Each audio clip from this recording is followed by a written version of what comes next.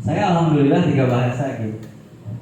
Bahasa Indonesia, bahasa Sunda, bahasa Inggris Jaksel. Bahasa Jaksel. Jujur li emang gitu. Ada yang 3 bahasa di sini? Kamu berapa bahasa nih? 2 bahasa, Indonesia sama Sunda. Arab? Enggak gitu. Oh yang lain ada yang bisa bahasa Inggris secara aktif. Nah, kalau belum bisa, belajarlah. Saya juga terus belajar. Belajarlah dari Vicky Naki. Saya salut sama si Vicky itu. Keren nih orang, gila. Saya saya kadang suka lihat channelnya dia gitu kan. Dia terlepas dari kontennya kayak gimana. Misalkan kalian gak suka karena kontennya, kalau saya dari sudut pandang dia menguasai bahasanya ini luar biasa nih. Orang gila kata saya. Dia bisa berbagai macam bahasa yang ada di negara ini, dunia ini dengan sangat fasih.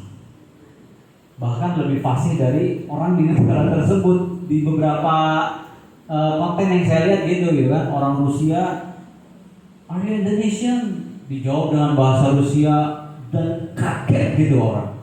Orang Uzbekistan dijawab dengan bahasa Uzbek, kaget juga. Ini orang gila kata saya. Keren. Dan yang paling bikin keren ketika diwawancarai di podcastnya si Dedi, dia nggak kursus. Dia nggak kursus, dia nggak sekolah atau kuliah jurusan bahasa tertentu, enggak. Semua dia belajar secara otodidak dan online. Ini menunjukkan apa coba? Ini menunjukkan, ini bahaya kesimpulannya, tapi jangan ditelan mentah-mentah ya. Ini menunjukkan sekolah nggak penting-penting amat. See? Iya, kalau kalian kayak Vicky Naki semua gak sekolah nggak apa-apa. Masalahnya kalian gak kayak Vicky Naki dan gak sekolah, bayangin jadinya gimana? Bayangin deh kalian kalau gak sekolah jadinya gimana? Hah? Oh, mesolitikum. Oh, Pak, itu di YouTube banyak yang gak sekolah tapi sukses gitu kan. Dia cuma lulusan SMP, dia cuma lulusan SMA, dia hanya lulusan SD tapi sukses Pak. Berarti kita kalau gak sekolah bisa sukses juga. Gak gitu logikanya. Ya mereka gak sekolah, mereka gak lulus sekolah karena mereka punya kemampuan yang berbeda yang tidak dimiliki oleh orang lain. Nah sekarang balikin ke diri kamu sendiri. Bayangin, sekolah aja, sorry ya, sekolah aja begini hasilnya gitu. Ngerti gak? Sorry ya, agak kasar tapi ya kita harus jujur lah pada diri kita sendiri lah ya. Iya dong, kita harus jujur menilai diri kita sendiri. Kalian itu 17-18 tahun hidup, sekolah itu 6-3-3, berarti kamu sudah berapa? 12 tahun sekolah itu efeknya apa gitu pada diri kamu gitu. Nah itu mulai tuh tanya terus pada diri sendiri. Nah orang yang gak sekolah aja bisa gitu. Paham ya? Kesimpulannya bukan sekolah gak penting-penting amat, tapi kamu dengan sekolah aja pencapaiannya gak keren-keren amat, apalagi gak sekolah gitu. Kamu sekolah nih udah 12 tahun gila lo sekolah. Ini kalau dihitung anggarannya itu ratusan juta loh itu. Bener. Si Vicky Naki yang cuma belajar dari Ome TV aja, cuma belajar dari YouTube, belajar bahasa-bahasa di negara lain, bahasa negara lain bisa fasih luar biasa loh dia. Terus kerja sama tim, wah ini penting. Pengetahuan teknis, keterampilan teknis itu udah diajari di produktif dan kemampuan memimpin. Kemampuan memimpin gak harus dimiliki oleh kalian yang belum jadi pemimpin. Dia harus dimiliki oleh semuanya. Dia harus dimiliki walaupun kamu masih bawahan, tapi kamu harus punya kemampuan sebagai seorang leaders. Karena dalam hadis kan gitu ya Pak Firman ya, kullukum ro'in, ya kan? Setiap kamu, kullukum, setiap kamu, bukan salah satu di antara kalian bukan, tapi setiap kamu adalah pemimpin sebenarnya. dan setiap pemimpin akan mempertanggungjawabkan atas apa yang dipimpinnya. Terus kalau saya memimpin pada diri sendiri, apa yang harus saya pertanggungjawabkan ya? Kamu gimana cara memimpin tangan kamu untuk melakukan hal yang benar? Kalau pernah melakukan hal yang tidak benar, kamu siap mempertanggungjawabkannya dan lain sebagainya seperti itu. Next, aktif dalam percakapan. Nah ini tadi komunikasi. Kamu tuh harus kelihatan interest, kamu tuh harus kelihatan antusias. Manakala si interviewer atau si HRD itu bertanya-tanya hal yang mungkin tidak berkaitan dengan pekerjaan. Mungkin, ini sangat mungkin loh. Ada yang tiba-tiba ketika dia interview dengan HRD gak ditanya tentang kerjanya. Kamu tadi sarapan apa? Itu kan pertanyaan yang pasti kamu gak akan bisa tebak gitu. Atau dia pecinta Persib atau Persija misalkan. Wah nanti malam Persib Persija nih. Kamu dukung mana? Iya kan? Mungkin gak? Mungkin. Ketika kamu tidak bisa humble, ketika kamu tidak bisa mengimbangi topik pembicaraan, maka siap-siap aja akan membuat suasana menjadi kaku dan tidak menyenangkan untuk si HRD. Ketika suasana tidak menyenangkan sudah muncul, ya gimana mau lanjut, interviewnya pasti gak akan lama dan selesai dan ujungnya pasti gak akan diterima. Gitu. Jadilah orang yang humble, yang easy going, yang mudah untuk larut dalam berkomunikasi dengan orang lain. Kasarnya tuh bisa nimpalin lah. Dia ngomongin bola, walaupun kita nggak suka banget bola, ya kita tahulah dikit-dikit wawasan tentang bola. Oh ternyata dia pecinta drakor karena kebetulan misalkan interviewernya itu HRD-nya adalah cewek misalkan, dan dia tiba-tiba ngomongin drakor misalkan, ya kan nggak tahu kita. Iya, kalaupun kamu nggak suka drakor, kalau kamu punya wawasan dikit tentang itu kan kamu bisa ngimbangin. Oh iya, drakor seru juga ya mbak, soalnya saya juga pernah nonton drakor dengan judul ini. Oh iya, kamu nonton itu juga, ya kan? Kalau kebangun suasana kayak gitu tuh itu akan jadi enjoy tuh. Wawancara itu akan menjadi sesuatu yang biasa aja ngobrol, dan itu yang diharapkan oleh hampir semua wawancara. Tidak ingin menjadikan wawancara itu sesuatu yang benar-benar kaku, tegang, menegangkan, horor bagi kedua belah pihak. Enggak. Kebanyakan HRD ingin suasana percakapannya itu enjoy, happiness gitu. Dan yang bisa diharapkan bisa membangun suasana itu bukan si pewawancara, tapi kalian yang diwawancara. Kalau dia udah enjoy kan kita juga sesekali bisa untuk melontarkan pertanyaan. Oh iya mbak, kalau mbak udah nikah belum? Sekali itu boleh karena suasananya udah enjoy kebangun gitu. Dan ketika dia udah jawab dengan sikap yang santai juga, berarti kamu udah berhasil ngebangun situasi itu ke dalam situasi yang benar-benar menyenangkan. Gitu loh. Paham nggak sampai sini? Paham ya? Tapi sekali lagi tidak bisa pukul rata di semua interviewers. Kamu benar-benar di awal harus memahami karakternya dulu.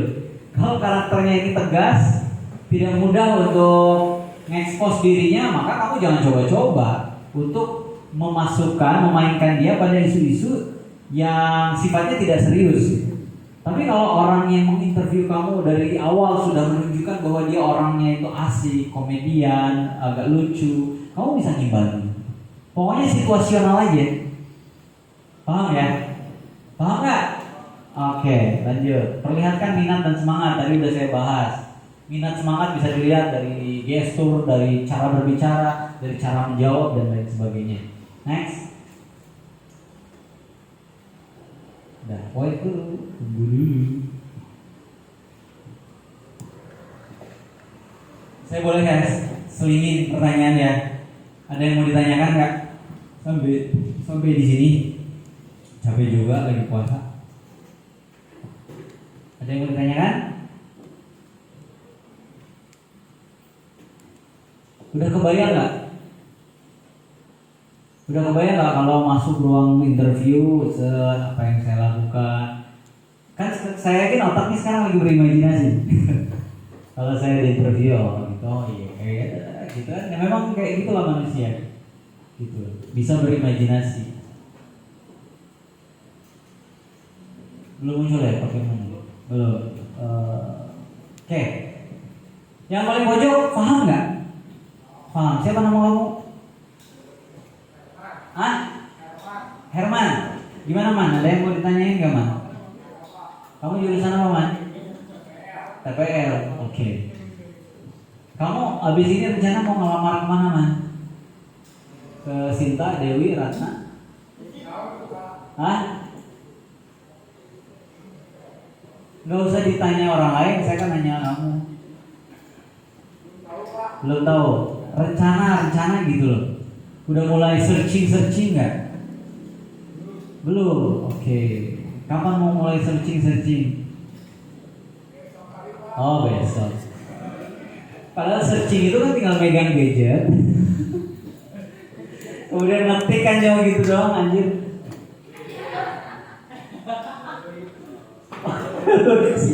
Pak Firman kelepasan.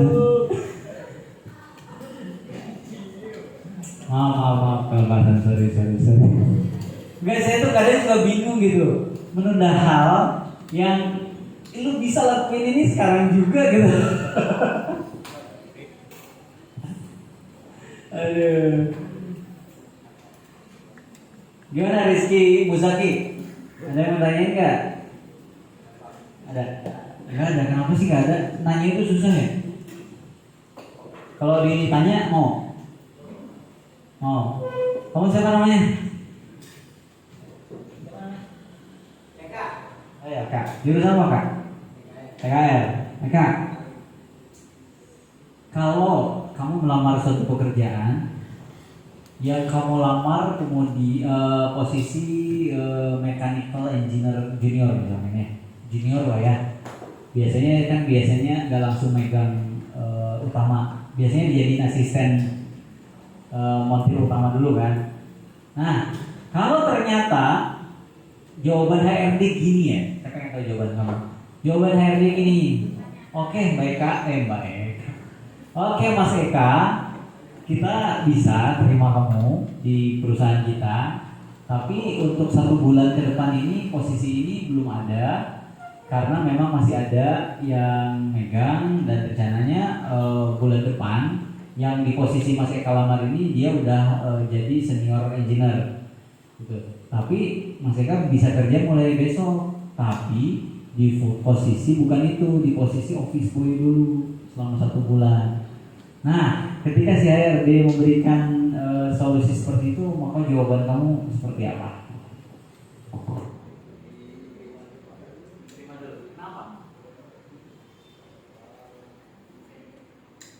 Tidak sesuai dengan ijazah kamu. Ya kenapa? Gak apa-apa, saya tuh butuh gak apa-apanya itu karena tidak apa-apa karena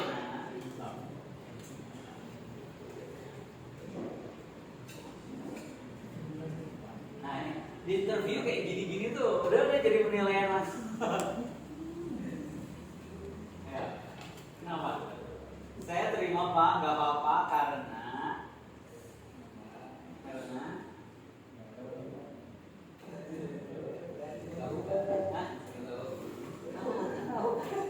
kan kita itu menerima menolak sesuatu itu atau melakukan atau tidak melakukan sesuatu itu karena pasti punya alasan kan? Iya gak sih?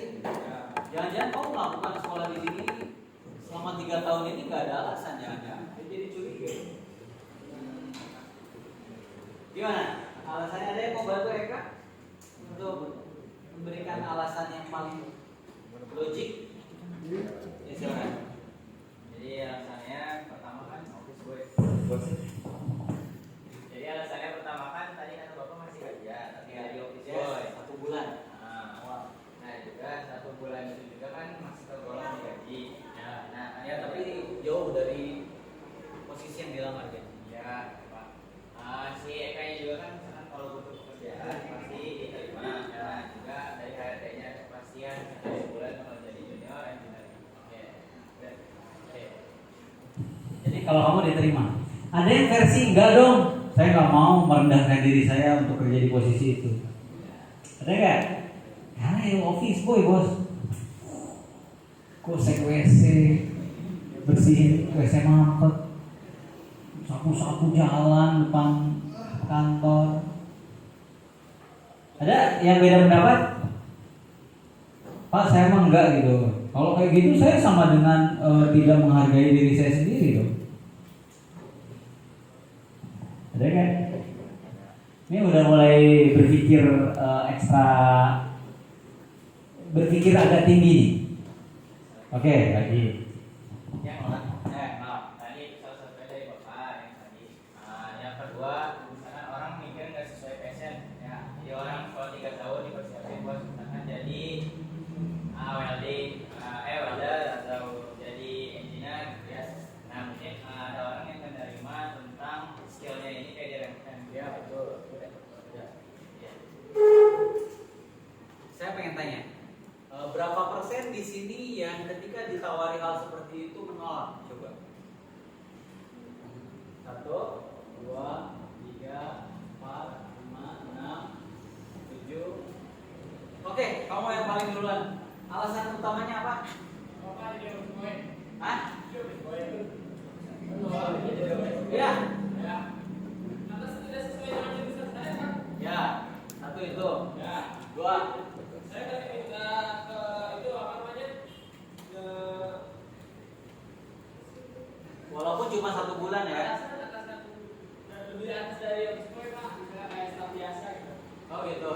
Oh yang kamu lakukan adalah negosiasi. Ya. Oke. Gimana cara negosiasi?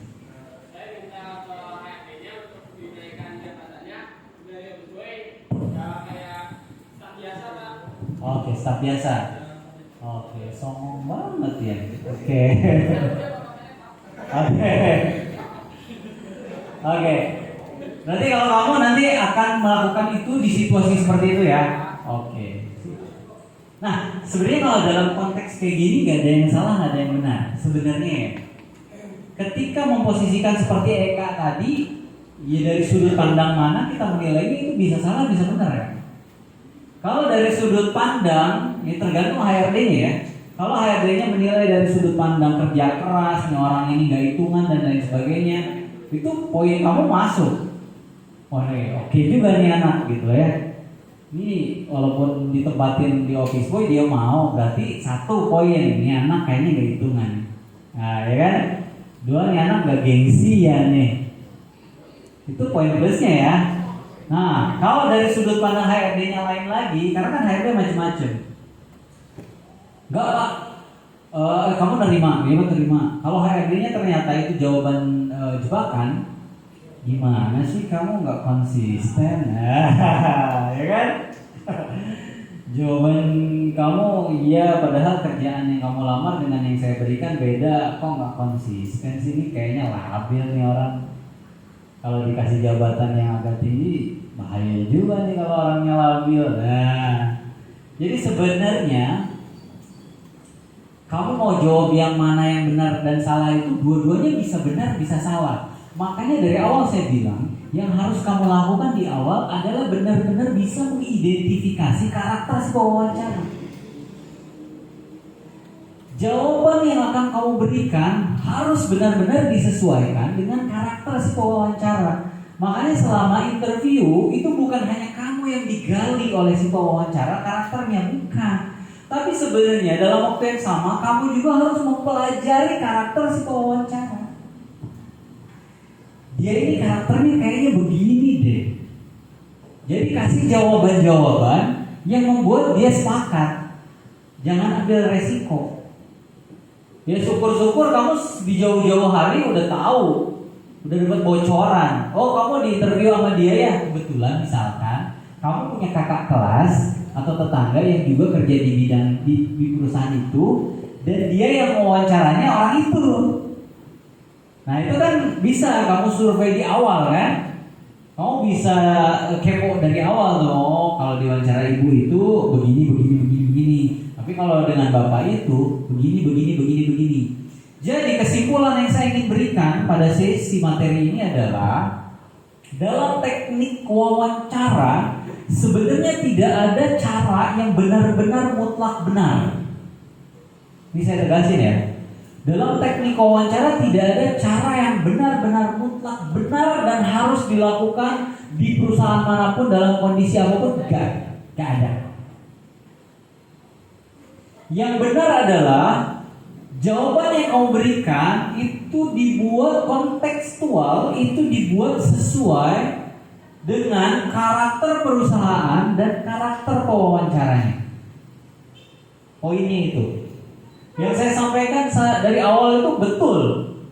Kalau dari fisik itu mutlak, teman-teman otomotif dan TPL harus dilakukan. Physically rapi, harum, berpenampilan menarik, berjalan penuh keyakinan, berbicara dengan santun, itu mutlak harus dilakukan. Itu tidak ada tawar-menawar mengenai hal itu. Tapi ketika jawaban yang kamu lakukan pada proses interview itu sengaja tidak saya berikan, karena setiap orang punya situasi yang akan berbeda. Tapi kata kunci yang saya akan berikan, kamu pahami situasi tersebut, sesuaikan dengan karakteristik perusahaan, sesuaikan dengan karakteristik pewawancara. Jadi pada proses itu bukan hanya kamu yang digali bagaimana karakteristik kamu, tapi dalam waktu yang sama ketika kamu diwawancara oleh HRD, kamu juga mempelajari bagaimana karakteristik HRD tersebut. Sehingga jawaban-jawaban kamu harus disesuaikan dengan karakter HRD tersebut. Itu akan lebih memudahkan kamu untuk masuk lebih dalam. Ya kasarnya untuk memikat hatinya dia. Gitu.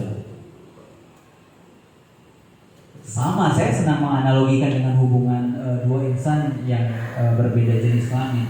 Sama halnya ketika kita menjalin hubungan dengan seorang perempuan cowok misalkan, kita tidak bisa menyamakan semua perempuan butuh lelaki yang romantis, nggak bisa. Faktanya ada kok perempuan yang memang tidak menginginkan laki-laki yang romantis gitu. Paham nggak? Jadi karakter kita itu akan situasional berdasarkan dengan lawan bicara kita atau partner kita. Itu yang disebut dengan situasional. Jadi kita bisa beradaptasi dan menyesuaikan diri. Bahkan peribahasa yang terkenal kan sering kalian dengar. Bukan yang paling kuat yang bisa bertahan, tapi lanjutannya apa ya? Bukan orang yang paling kuat atau binatang yang paling kuat yang akan bertahan, tapi yang akan bertahan adalah mereka yang paling bisa menyesuaikan diri. Ngerti ya? Ngerti ya? Si macan harimau itu kan raja hutan gitu kan. Tidak selamanya dia akan menguasai medan kalau ternyata ditempatkannya di kutub. Ya kan? Yang hebat siapa? Penguin lah. Iya kan? Jadi sebenarnya bukan siapa yang paling kuat, bukan siapa yang paling hebat, tapi siapa yang paling bisa menyesuaikan diri atau beradaptasi dengan lingkungan, dialah yang akan bertahan.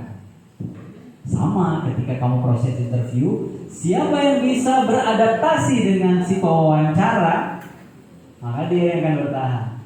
Bukan dia yang paling pinter, bukan dia yang paling jago secara skill, tapi dia yang bisa menyesuaikan diri. Makanya yang paling penting adalah ilmu komunikasi. Dari sekarang belajar gimana caranya ngomong, dari sekarang belajar gimana caranya ngobrol sama temen yang berkualitas tapi ya.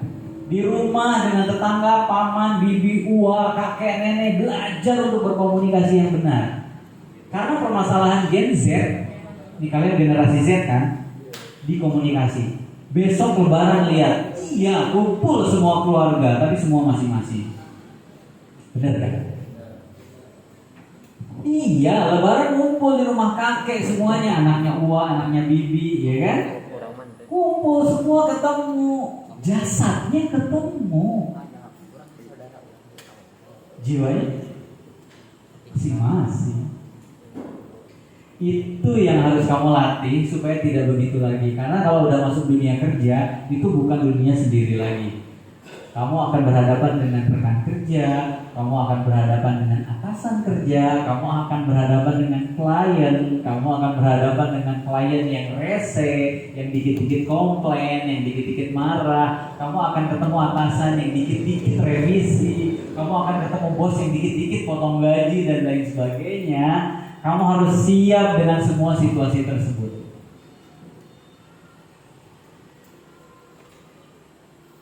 Saya sering bilang, kalau kita menghadapi kesuksesan, pasti semuanya siap. Ya kan? Kan bayangan kita tuh selalu yang baik-baik. Lulus, melamar, diterima. Sih? Bayangan kita kan sesimpel itu. Pengennya begitu. Iya. Pas udah coba, lamar, interview, gagal. Besok coba lagi. Lamar, interview, gagal lagi. Besoknya coba lagi, lamar, interview, gagal lagi. Pertanyaan saya, siap nggak mentalnya menerima kenyataan hidup seperti itu? Mungkin nggak terjadi, mungkin banget. Sekarang itu kalau ada hiring pekerjaan, loker ya, rata-rata satu loker itu minimal diperebutkan oleh 20-30 orang dengan spesifikasi pendidikan yang sama. Iya. Sesimpel lowongan jadi office boy aja sekarang perebutannya lumayan ketat. Office boy sekarang kalau di perusahaan itu udah dulu SD kalau gimana. Lulusan SD masih boleh daftar office boy. Sekarang SMP. Untuk melamar jadi office boy di suatu company, sekarang minimal ijazahnya SMP. Artinya kamu bisa lamar pakai ijazah SMP kamu. Ada emang Pak yang lulusan SMK tapi ngelamarnya pakai ijazah SMP? Ada. Teman saya. Maka teman saya Pak Firman di CPNS kemarin, dia lulusan S1. Tapi karena formasi buat S1-nya penuh, alhamdulillah aja, dia ngelamar yang posisi SMA. Ijazah S1-nya nggak dipakai. Dia pakai ngelamar pakai ijazah SMA dia. Sama saya juga. Saya sekarang bisa ngelamar kerja pakai ijazah SMA saya, bisa kan? Dan saya bisa jadi saingan kalian kan? Bisa kan? Bisa. Faktanya di industri itu begitu.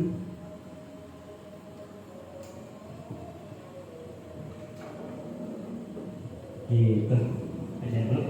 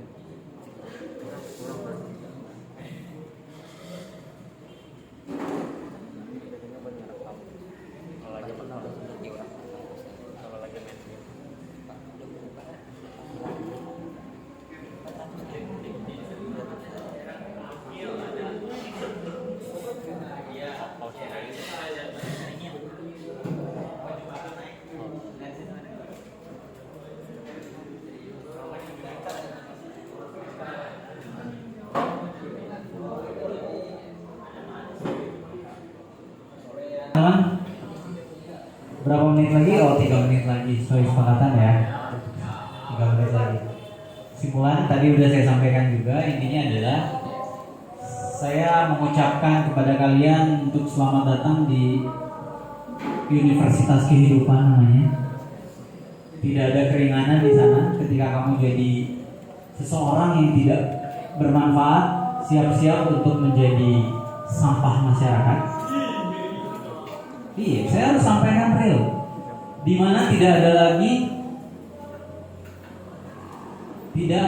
yang namanya ketika kamu lapar, ada yang memberi makan, kamu harus nyari makan sendiri. Ketika kamu tidak punya paket data, maka kamu harus nyari uang sendiri.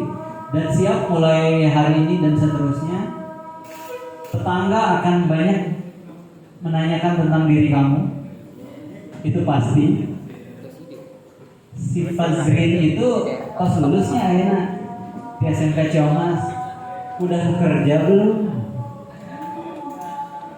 Itu akan terjadi mulai dari hari ini dalam kehidupan kalian sampai waktu-waktu yang akan datang.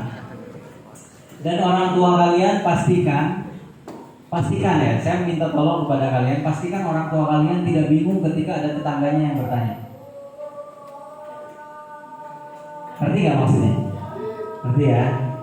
Jangan buat orang tua kalian bingung ketika tetangganya, temannya, teman arisannya, teman ngaji bapaknya, teman kerja bapaknya itu nanya ke bapak dan ibu kalian, anaknya itu sekarang udah kerja di mana, gajinya berapa, dan lain sebagainya. Jangan buat orang tua kalian bingung menjawab itu semua. Bahkan saya sih pengennya kalian tuh gak kasih jeda orang tua kalian untuk mikir langsung. Oh alhamdulillah anak saya sekarang udah kerja. Oh alhamdulillah anak saya sekarang udah berwirausaha, dagang ini dagang itu. Oh alhamdulillah anak saya udah kuliah sekarang. Beda kalau kuliah ya. Pastikan saya benar-benar doa dan doakan kalian, insya Allah semoga kalian dimudahkan dalam mendapatkan pekerjaan. Bagi yang ingin bekerja dan bagi yang ingin berwirausaha, dimudahkan dalam berwirausaha, berdagang, mencari modal, mendapat klien, mendapat pelanggan dan lain sebagainya. Semoga Allah memberikan kebahagiaan. Semoga Allah memberikan kebahagiaan dan kenikmatan kepada orang tua kalian yang sudah ratusan juta dan belasan tahun membiayai kalian. Rata-rata umurnya 17-18 tahun. Saatnya mereka menikmati 18 tahun kerja keras mereka dengan berinvestasi pada satu sosok tubuh manusia yang sekarang ada di hadapan saya.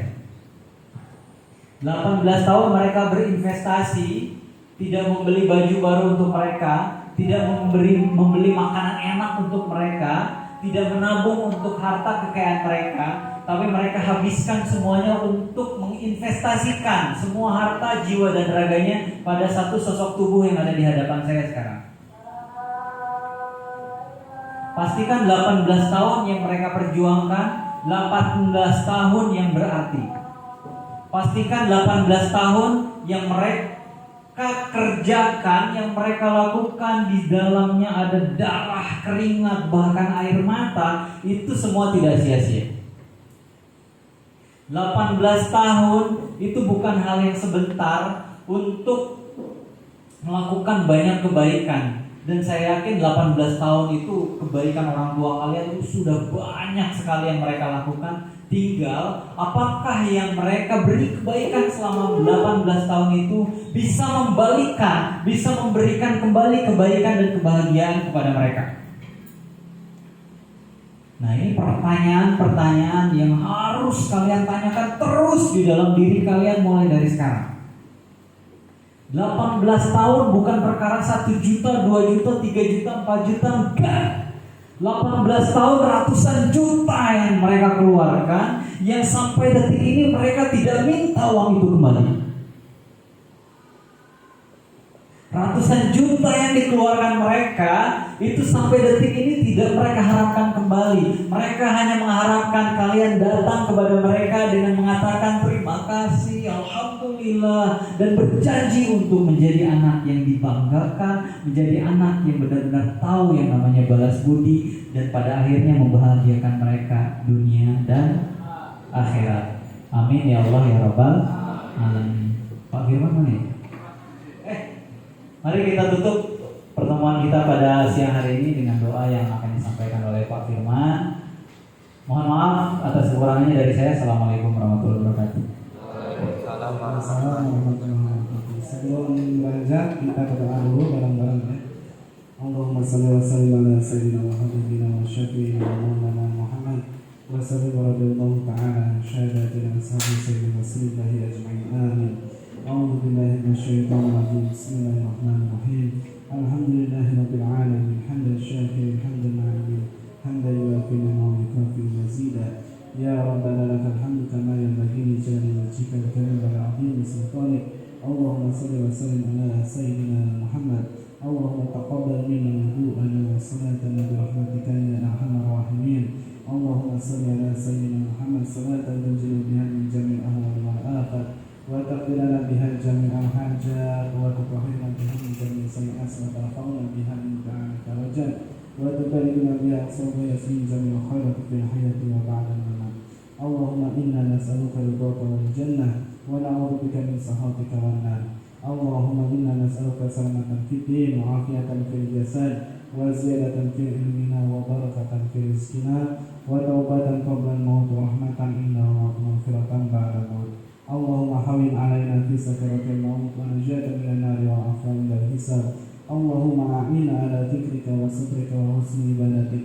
اللهم اجعلنا خير أمرنا آخرة وخير أمرنا خواتنا وخير يومنا يوم عقب. اللهم إنا نعوذ بك من الكفر والقتل وعذاب القبر. اللهم إنا نعوذ بك من الجبن والبخل ونعوذ بك من العجز والكسل ونعوذ بك من غلبة بين القهر بجاه رحمتك يا أرحم الراحمين. اللهم اغفر لنا ولوالدينا وارحمهم كما ربونا صغارا. اللهم اغفر للمسلمين والمسلمات والمؤمنين والمؤمنات. ربنا ظلمنا أنفسنا وإن لم تغفر لنا وترحمنا لنكونن من الخاسرين. ربنا لا تزغ قلوبنا بعد إذ هديتنا وهب لنا من لدنك رحمة إنك أنت الوهاب. ربنا آتنا في الدنيا حسنة وفي الآخرة حسنة وقنا عذاب النار. وصلى الله على خير خلق سيدنا محمد وعلى آله وصحبه وسلم. سبحان ربك رب العزة عما يصفون وسلام على المرسلين والحمد لله رب العالمين. ببركة يوم القرآن الفاتحة. أعوذ بالله من الشيطان الرجيم. بسم الله الرحمن الرحيم. الحمد لله رب العالمين الرحمن الرحيم مالك يوم الدين. إياك نعبد وإياك نستعين اهدنا الصراط المستقيم صراط الذين أنعمت عليهم غير المغضوب عليهم ولا الضالين. Amin. Ditutup dengan doa kifaratul majlis. Subhanaka Allahumma wa bihamdika asyhadu an la ilaha illa anta astaghfiruka wa atubu ilaik. Kekurangannya mohon maaf. Wabillahi taufiq wal hidayah. Wassalamualaikum warahmatullahi wabarakatuh.